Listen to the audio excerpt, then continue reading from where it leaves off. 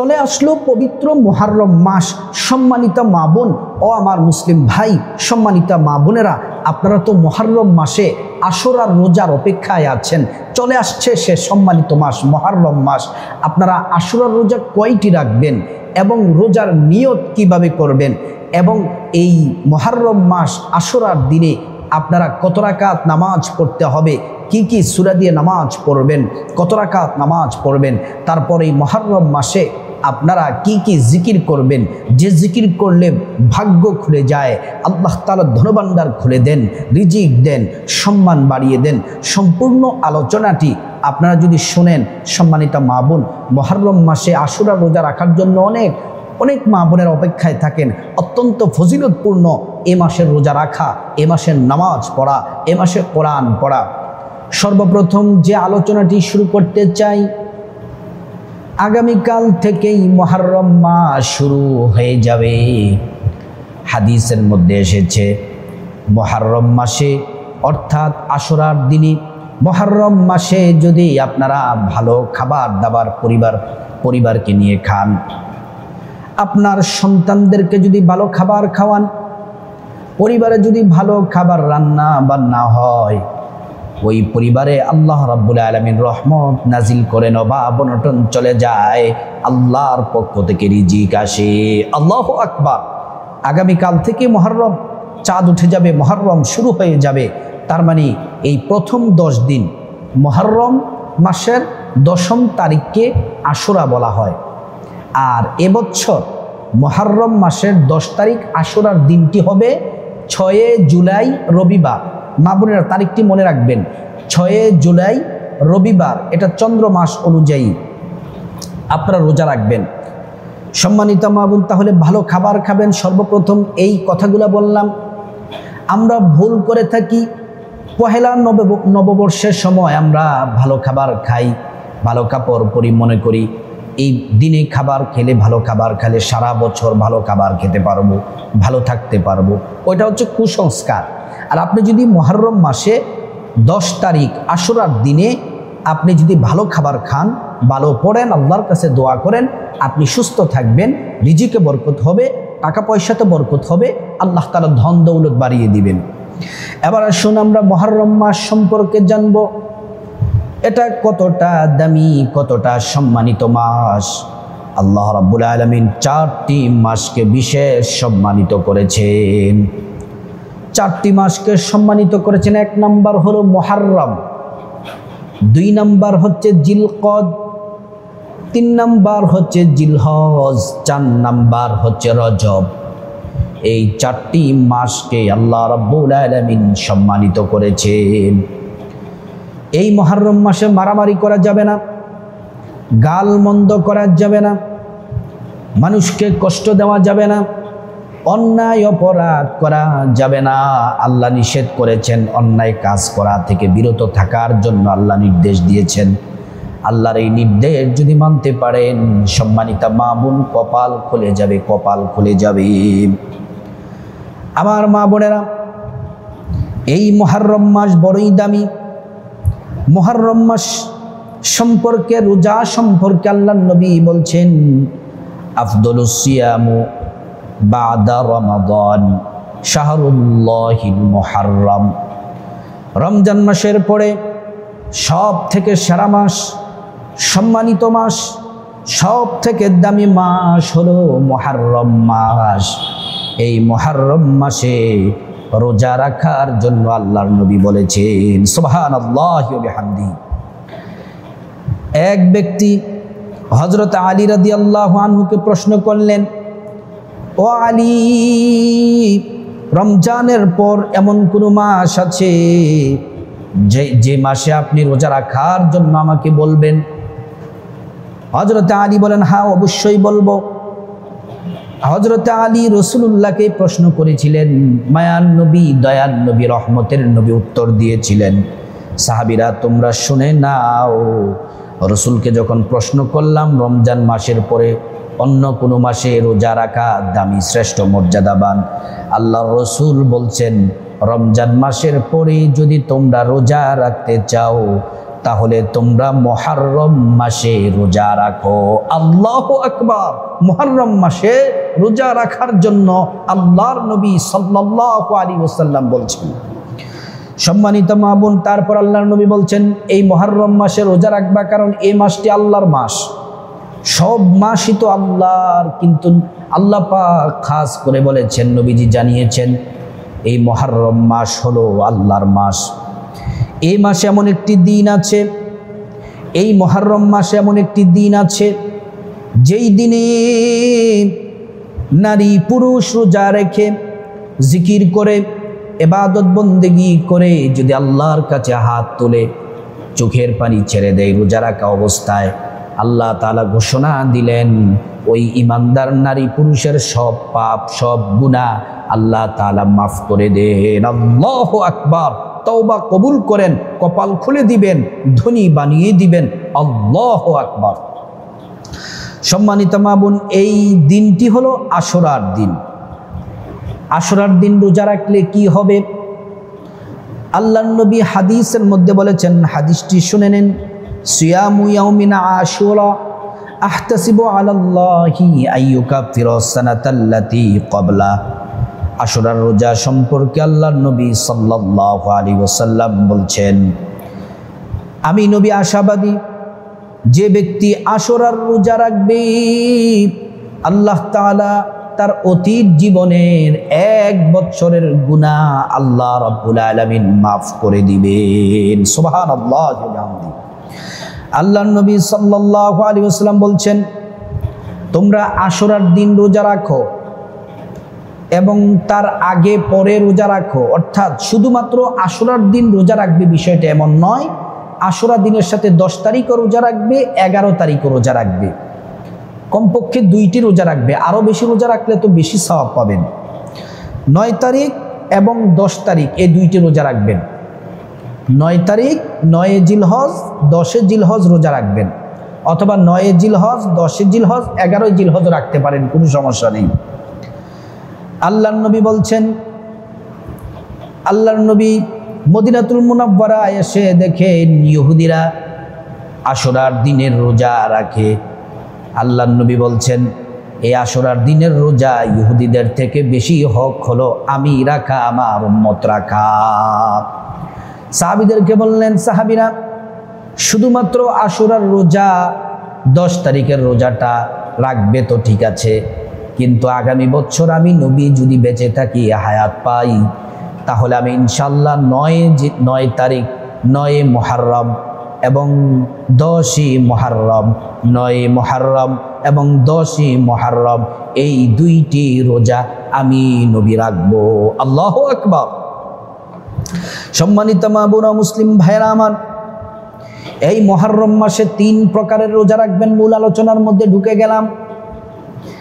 1 নম্বর হলো এই মুহররম মাসে প্রত্যেক সোমবার এবং বৃহস্পতিবার রোজা রাখবেন। মুহররম মাসে আল্লাহর নবী সাল্লাল্লাহু আলাইহি ওয়াসাল্লাম প্রত্যেক সোমবার এবং বৃহস্পতিবার দিন রোজা রাখতেন।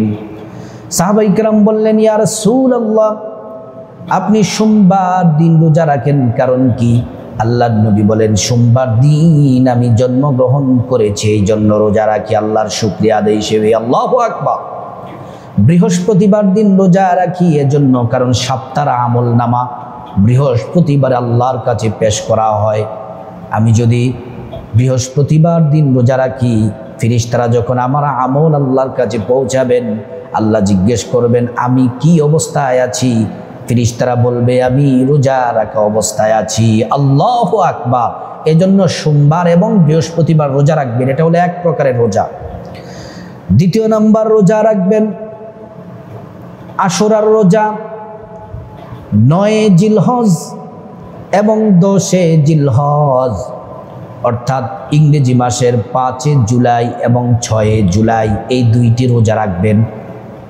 5 জুলাই এবং 6 জুলাই 2টি রোজা রাখবেন, অথবা খেয়াল রাখবেন, আশেপাশে খেয়াল রাখবেন, আমরা আরও ভিডিও দিব। আগামীকালকে যদি চাঁদ উঠে যায় ইনশাল্লাহ আমরা আরও ভিডিও দিব, সে ভিডিওর দিকে খেয়াল করবেন। ইংরেজি মাসের তারিখটা আমরা বলে দিব। এখন তো আমরা বললাম কারণ চাঁদ একদিন এদিক সেদিক হতে পারে, কিন্তু চাঁদ উঠে গেলে আমরা নির্দিষ্ট তারিখটি বলে দিতে পারবো। সম্ভাব্য তারিখ হলো 6 জিলহজ, 5 জুলাই এবং 6 জুলাই। এটা হলো সম্ভাব্য তারিখ। এই দুইটি রোজা রাখবেন। এজন্য এটা হলো 2 প্রকারের রোজা। তৃতীয় প্রকারের রোজা হলো মুহররম মাসে আইয়ামে বীজের রোজা রাখবেন। অর্থাৎ আপনি রোজা রাখবেন 13ই মুহররম, 14ই মুহররম, 15ই মুহররম। আইয়ামে বীজের রোজাগুলা রাখবেন, অত্যন্ত ফজিলতপূর্ণ। আল্লাহ আপনাদের দায়িত্ব গ্রহণ করবেন, জীবনের গুনাহগুলা মাফ করে দিবেন, সকল প্রয়োজন আল্লাহ রাব্বুল আলামিন আপনাদের পূরণ করে দিবেন। আল্লাহু আকবার। সম্মানিত মা বোন, এই মুহররম মাসে এবার আসুন কত রাকাত নামাজ পড়বেন। মুহররম মাসে নামাজ পড়বেন কত রাকাত, কিভাবে নামাজ পড়বেন আপনাদেরকে বলে দেই। 1 নাম্বার কথা হলো প্রত্যেক নারী পুরুষ 5 ওয়াক্ত ফরজ নামাজ অবশ্যই আদায় করবেন। 5 ওয়াক্ত ফরজ নামাজের পরে তাহাজ্জুদ পড়বেন, ইশরাক পড়বেন, আওয়াবিন পড়বেন, নফল নামাজ বেশি বেশি করে পড়বেন। এত দাম, এত দাম, এত মর্যাদা। আল্লাহর হাবিব বলছেন 5 ওয়াক্ত নামাজ যারা পড়ে তারা আল্লাহর বান্দা। 5 ওয়াক্ত নামাজের পাশাপাশি যারা নফল নামাজ পড়ে তারা আল্লাহর বান্দা থেকে আল্লাহর প্রিয় বান্দা হয়ে যায়। আল্লাহু আকবার। বিশেষ করে আশুরার দিন নফল নামাজ পড়বেন। যত রাকাত পড়েন 2 রাকাত করে নফল নামাজ পড়বেন। নফল নামাজ পড়লে আল্লাহ তাআলা মর্যাদা বাড়িয়ে দেন। নফল নামাজ পড়ে আল্লাহর কাছে যদি গুনাহ মাফ চান, আল্লাহ তাআলা গুনাহ মাফ করে দিবেন। আল্লাহর কাছে যদি রিজিক চান, আল্লাহ তাআলা রিজিক দিবেন। দ্বন্দ্বৌলত চাইলে দ্বন্দ্বৌলত দিবেন, সম্মান চাইলে সম্মান দিবেন। এই আশুরার দিনে আল্লাহ তাআলা অনেক ঘটনা ঘটিয়েছেন। সম্মানিত মা বোন, নামাজটা বলি, নামাজটা শেষ করার পরে জিকিরগুলা বলার আগে কি কি ঘটনা ঘটেছে সংক্ষেপে বলবো। নামাজের নিয়তটি এভাবে বলবেন, আমি আল্লাহর সন্তুষ্টির জন্যে 2 রাকাত নফল নামাজ আদায় করতেছি। আর আশুরার দিন যে আপনি নফল নামাজ পড়বেন সে সময় বলবেন, আমি আল্লাহর সন্তুষ্টির জন্যে 2 রাকাত আশুরার নফল নামাজ আদায় করতেছি। এমন করে 2 রাকাত করে পড়বেন। যে কোনো সূরা দিয়ে পড়তে পারেন, নির্দিষ্ট কোনো সূরা নেই। যে সূরা পারেন সে সূরা দিয়েই আপনি পড়তে পারেন। আল্লাহু আকবার। সম্মানিত মা বোন, আমার মুসলিম ভাইরা, কথাগুলো শুনুন।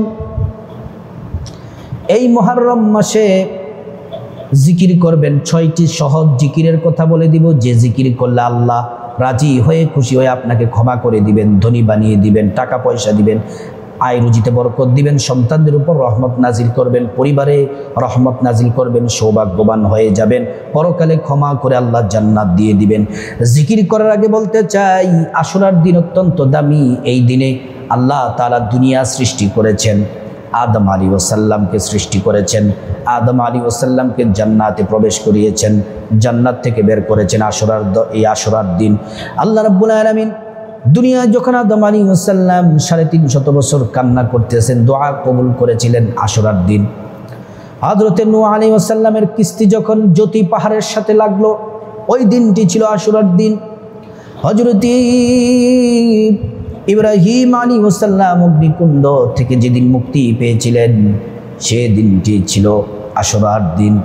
শুধু তাই নয়, আশুরার দিনের সবথেকে বেদনাদায়ক কথা হলো আল্লাহর নবীর কলিজার টুকরা নাতি, জান্নাতের যুবকদের সর্দার ইমাম হুসাইন রাদিয়াল্লাহু আনহুকে কারবালার প্রান্তরে দুষ্ট সীমার গলায় ছুরি চালায়া আল্লাহর নবীর নাতিকে শহীদ করেছে।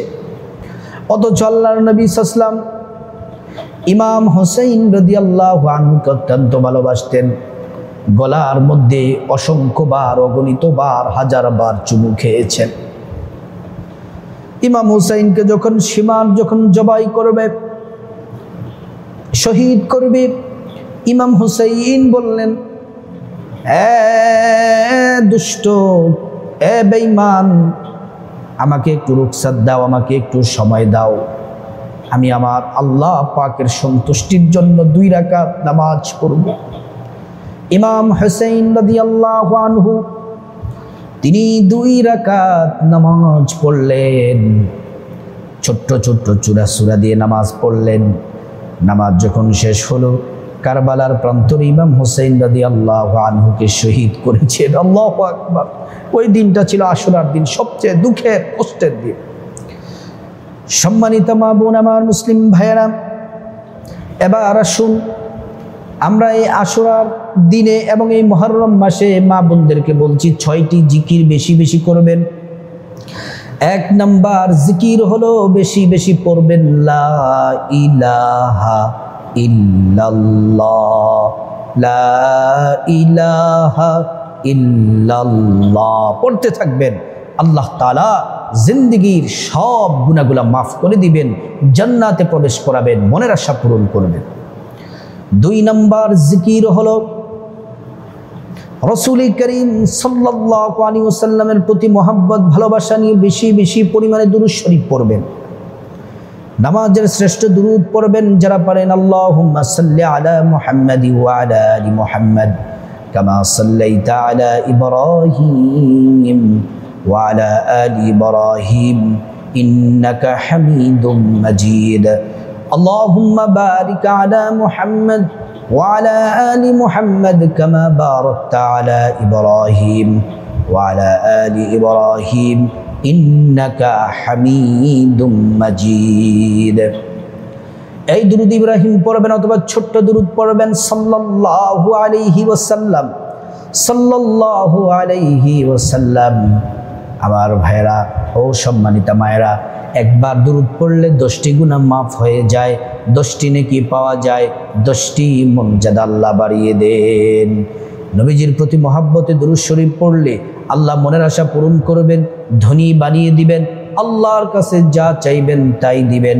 নবীজি হাসরের ময়দানে সুপারিশ করবেন, হাউজে কাউসারের পানি পান করাবেন, আল্লাহর জান্নাতে পৌঁছে দিবেন। আল্লাহু আকবার। 3 নাম্বার যে জিকির করবেন সেটি হলো বেশি বেশি পরিমাণে ইস্তিগফার করবেন। আস্তাগফিরুল্লাহ, আস্তাগফিরুল্লাহ, আস্তাগফিরুল্লাহ। অথবা যারা পারেন সাইয়্যিদুল ইস্তিগফার পড়বেন।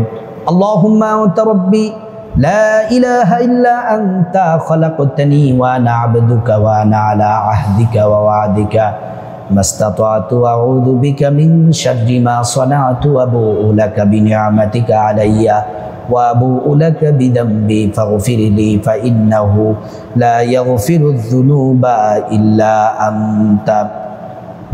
ইস্তিগফার পড়লে আল্লাহ রাব্বুল আলামিন 5টি পুরস্কারের ঘোষণা দিলেন। 1 নাম্বার পুরস্কার হলো রব্বুল আলামিন বলছেন জীবনের সব গুনাহগুলা মাফ করে দিবেন। 2 নাম্বার হচ্ছে আল্লাহ রাব্বুল আলামিন টাকা পয়সা ধন দৌলত রিজিক খাবার দাবার দিয়ে ধনী বানিয়ে দিবেন। 3 নাম্বার নেক সন্তান দান করবেন। 4 নাম্বার জান্নাতে প্রবেশ করাবেন। 5 নাম্বার জান্নাতের নহর থেকে শরবত পান করাবেন। আল্লাহু আকবার, আল্লাহু আকবার। এই ইস্তিগফার পড়বেন।